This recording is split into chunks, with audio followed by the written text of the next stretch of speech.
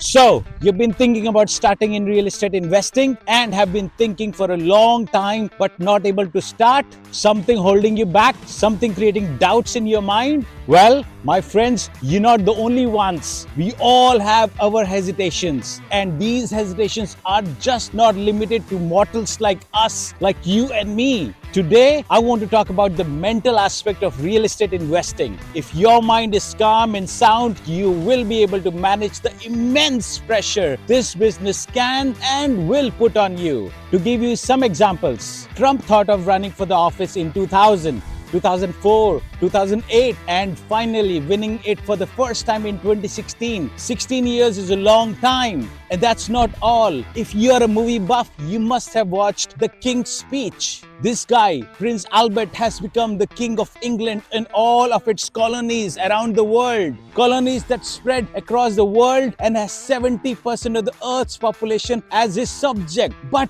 he can't speak. He hesitates. Imagine you have colonies spread throughout the world. You have people in the Australian continent, the Indian subcontinent, in all of Africa, all looking up to you, to hear your voice, to hear their king. And our guy, Prince Albert, is hesitating to speak because he stammers. His one job is to spread out words of encouragement, and he can't even do that. What the hell? If I were his advisor, I would definitely think, who made this guy the King of England? So they call in a trainer from Australia to fix him up.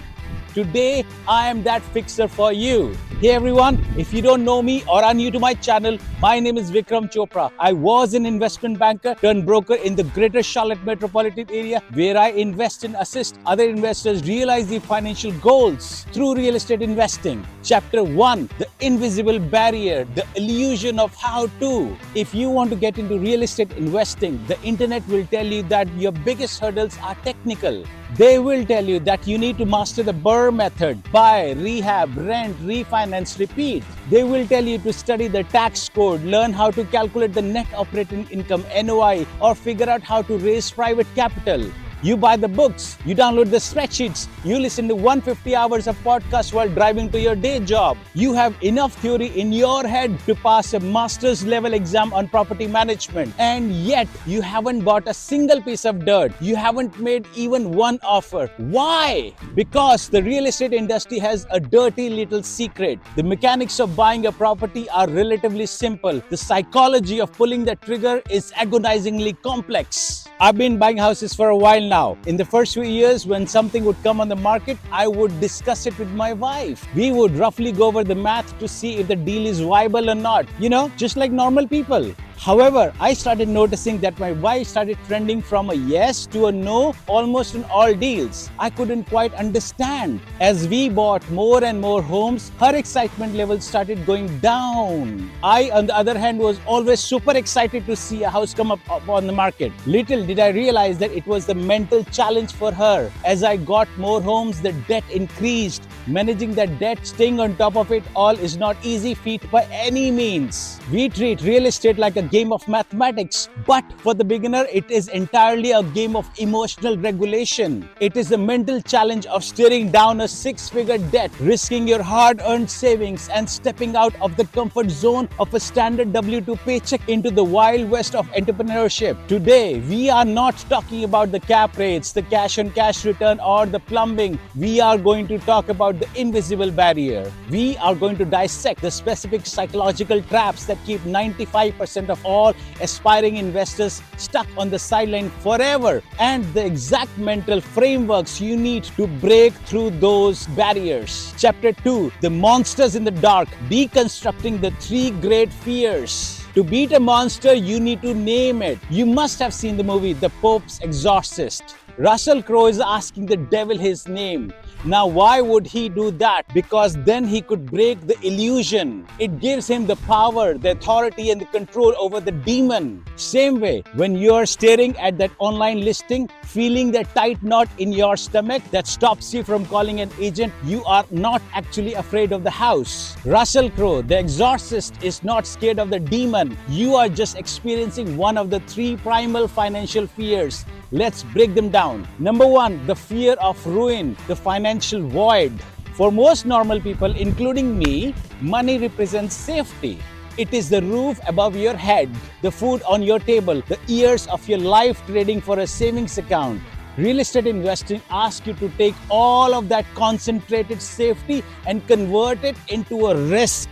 I still remember when I bought my first house, I had kept some money in a different bank that I never touched, just so that if everything goes south, I can have some money to eat at least. The beginner's mindset does not see a cash flowing asset. It sees a giant machine designed to swallow their life savings and demand even more. What if the roof caves in? What if the market crashes like in 2008? What if I go bankrupt and lose my primary home? Then what?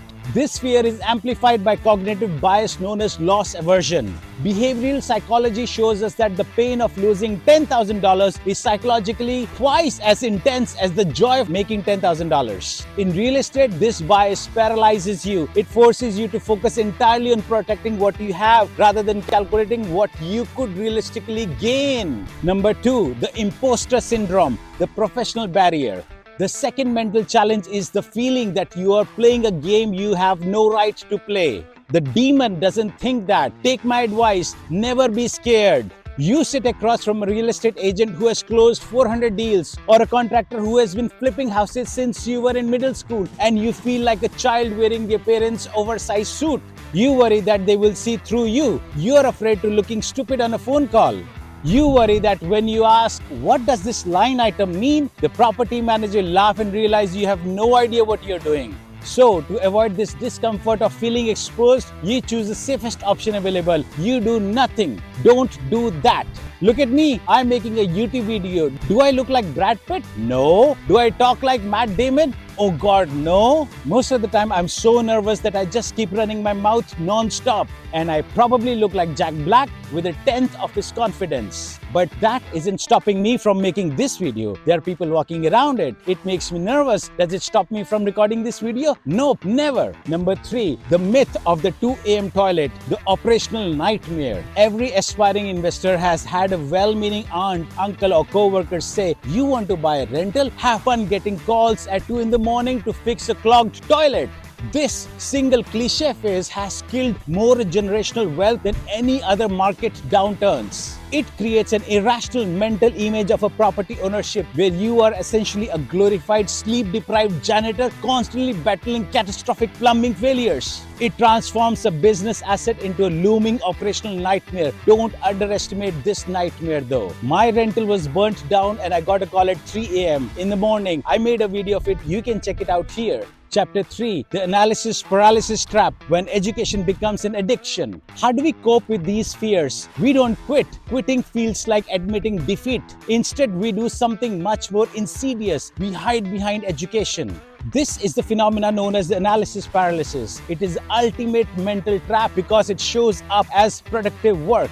You tell yourself, I am not scared, I'm just been diligent. I just need to analyze 50 more deals. I just need to read one more book on creative financing. I just need to wait until the market softens next quarter. Here's the cold hard truth. Analyzing your 101st hypothetical deal gives you 0% more experience than analyzing your first home. You need to break this loop. When you spend months adjusting sell values in an Excel sheet, changing the vacancy rate from 5% to 4.5% just to see the numbers turn green, you are not investing. You are playing a video game. You are seeking a dopamine hit of progress without taking the emotional risk of execution. You are waiting for a state of certainty that does not exist in the real world. The certainty myth. In real estate, you will never have 100% of the data. Markets move, tenants are humans, and houses are complex physical objects. If a deal is so safe that there is absolutely zero risk, the return will be so low that it isn't worth your time. True investing is not the absence of risk, it is the management of risk. And I'll tell you straight up, running this business isn't easy. Then again, people like you and me,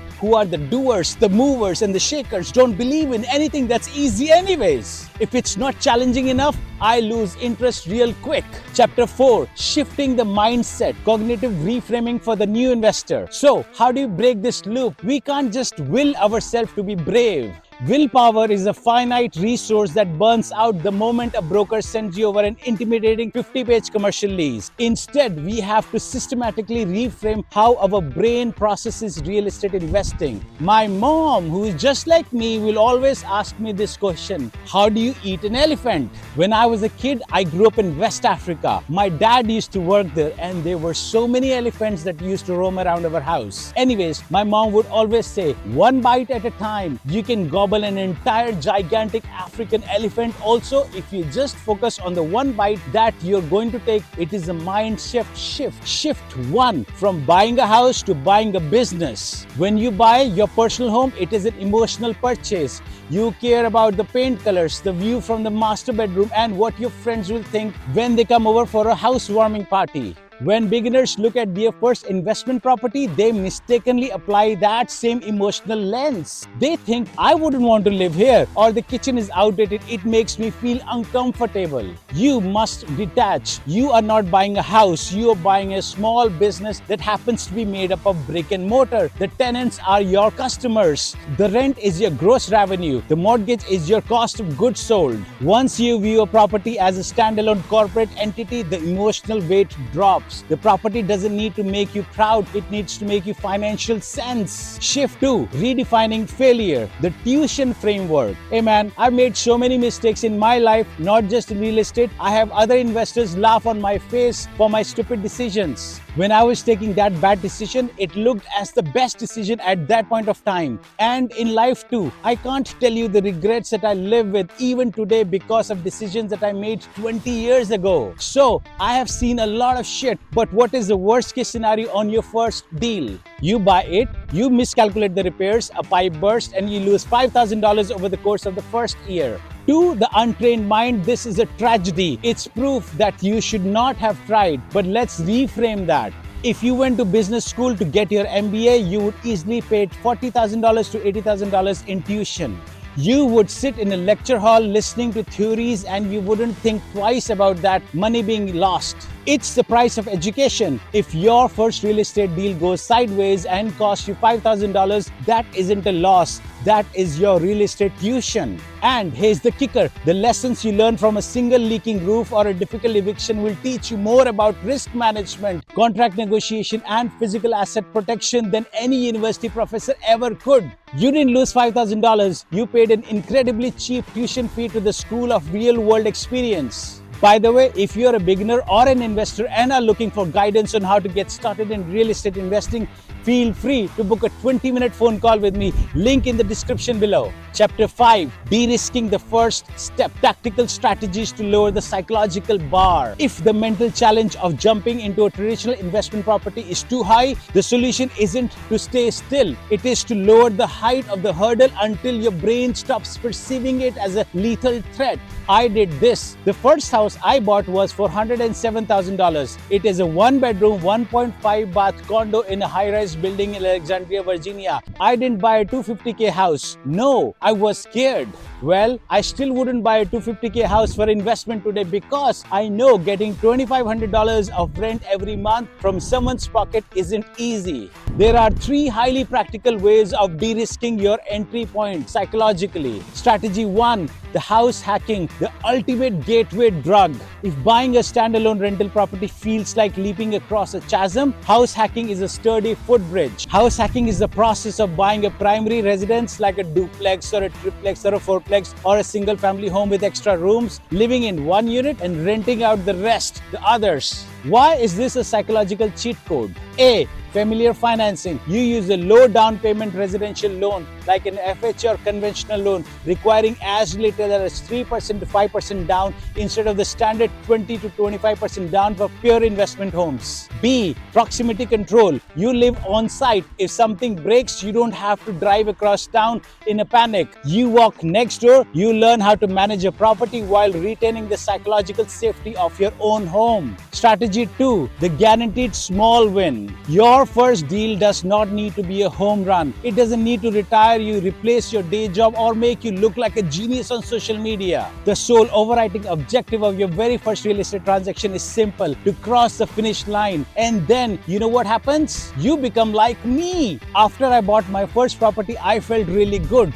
and then the tenant paid me rent, and then there was a $250 left over after all the expenses. I was so delighted. I thought to myself, what the heck? Why can't I buy 20 such properties? So look for a property that is boring, a property that needs minor cosmetic paint, not a structural foundation overhaul. A property in a stable, boring neighborhood you might only cash flow for $150 a month after all the expense. That's completely fine. The purpose of this deal isn't wealth accumulation, it's identity transformation. The moment that first check clears into your dedicated business account, your brain rewires itself. You are no longer someone who wants to invest in real estate. You are a real estate investor. You will also have hair loss, and your hair will turn gray too over time. But if you keep on keeping on, you will win. That's for sure. Strategy 3, borrowing someone else's confidence. Isolation breeds anxiety. If you're trying to analyze deals completely alone in your bedroom, your fears will always win. Find a partner, a local mentor, or any investor-friendly real estate agent. When you walk through property with someone who has seen 500 foundations and they point out to a crack and casually say, "Oh, that's just minor settling, it will cost you $800 to stitch it up," that dread instantly evaporates into a simple business line item. That's why if you are planning to invest money in real estate, go ahead and book that free 20-minute call with me. We can look at your deal together. Chapter 6, the cost of inaction, the greatest risk of all. As we wrap up, I want to leave you with one final mental model. When we are terrified of taking actions, it is because we are hyper-focused on the risk of doing something. We calculate the potential loss of capital, the potential loss of time, and the potential blow to our egos. I have been laughed at. I have been scammed. I have waited outside my rental home in Chicago winters all night to get back my keys from the tenant. This list of I haves is endless. I feel very bad. I feel humiliated, but I know that I have to keep going on, and ultimately I will be the one laughing all the way to the bank and not the tenant. We almost always forget to calculate the risk of inaction. What does it cost you to stay on the sidelines for another 5 years? A, it costs you 5 years of compounded equity that your tenants would have been paying down for you. B, it cost you 5 years of tax advantages that could have shielded your hard-earned income. C, it costs you 5 years of inflation protection during a time when cash is losing its purchasing power by the day. But more than anything, it costs you your legacy. Every year you let fear dictate your financial reality is another year you remain entirely dependent on a single source of income, a corporate ladder, and someone else's terms for your life. I don't want that. I don't want to be sad if I get fired at 55 with my daughter asking me, "What happened? You look dull. You look sad." I want to control my destiny as much as I can. This business gives me the perfect opportunity. Think about it for a moment. There is no other business out there that you can build while still having a full-time job. No gas stations, no motels, no franchises, nothing. Only real estate investing gives you that freedom. The market will never be perfect. The interest rates will always be a topic of debate. The properties will always have something wrong with them if you look hard enough. The perfect time to invest isn't a date on a calendar, and it isn't an index on a Wall Street chart. It is simply the moment you decide that the risk of remaining exactly where you are today is greater than the risk of stepping into the arena. Stop analyzing, start offering, get out of your head and get into the market.